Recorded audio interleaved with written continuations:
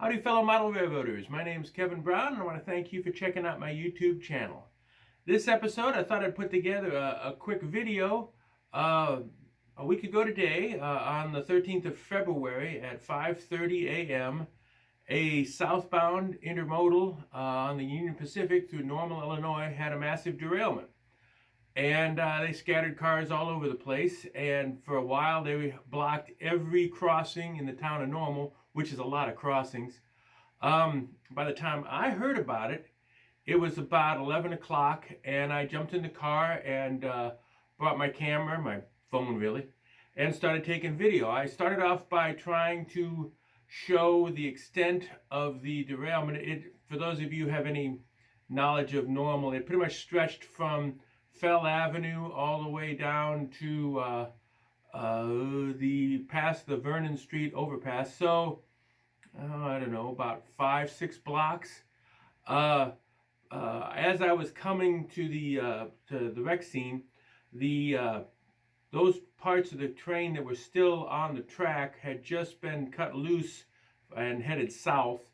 And the northern part that couldn't get through, they had backed up to clear a bunch of the crossings in Normal. So I jumped over there as quick as I could, and right off the bat I took as much footage as I could of the wreck itself, and that's where we're going to start. So I hope you enjoy it.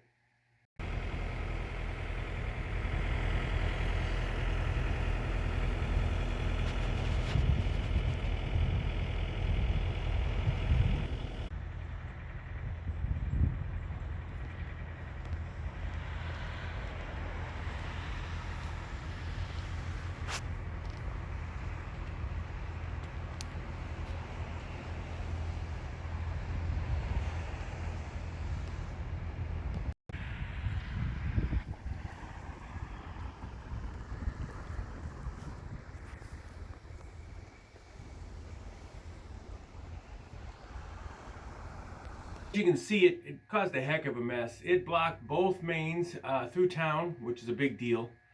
And so they called, obviously, the railroad called out both the company of Hulcher and the company of R.J. Corman, who specialize in cleaning wrecks like this up. And it was really impressive to see them show up. The yard, which is where everything got off, the dozens of lowboys, was full of all sorts of tracked equipment, side booms, and all sorts of toys. And when they took off heading for the wreck site, soon after I was got the last bit of footage you saw filmed, it sounded like, if you guys remember the old movie, the Battle of the Bulge, how Henry Fonda would listen out the airplane, listening for the tank treads. That's what it sounded like. There were just the squeaking of tracks all over the place as they followed the main line, gingerly crossed over the train track, the bridge over Main and Center Streets, and got on the scene and started taking care of business. Something else I'd like to point out, by the time I was filming the footage you just saw, there was some of that stuff was kind of on scene, but everybody was standing around waiting. And in the footage I showed, there's a guy there who had an FRA written on the back of his shirt, and I assume Federal Railway Administration wanted to get a chance to look at everything and figure out what happened before they started tearing into it. Well, anyway, he must have made his decision because they started tearing into it, and here's some footage from that.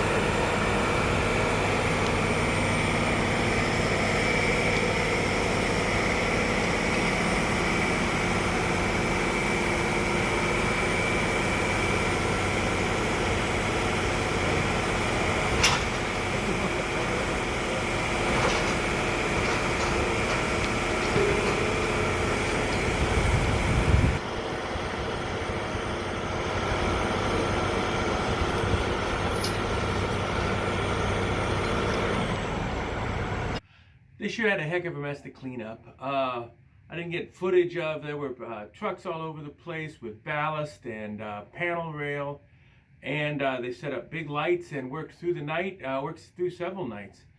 What didn't help, the weather was terrible, just awful, below zero with more snow, just what we needed.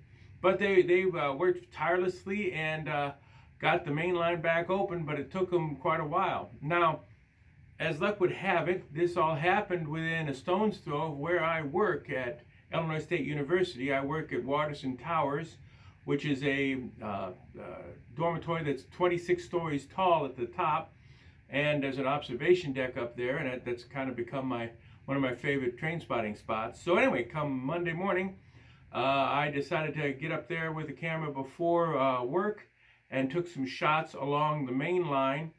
And as luck would have it, I managed to catch the first Amtrak through. This would be about 7:30 in the morning, northbound, heading for Chicago. So I took this footage. It's still snowing, so it's kind of hazy, but you can see along the main line how they shoved as much stuff to one side as possible. You can also see where they're still working on the panel rail to make things work better. So, check out this footage.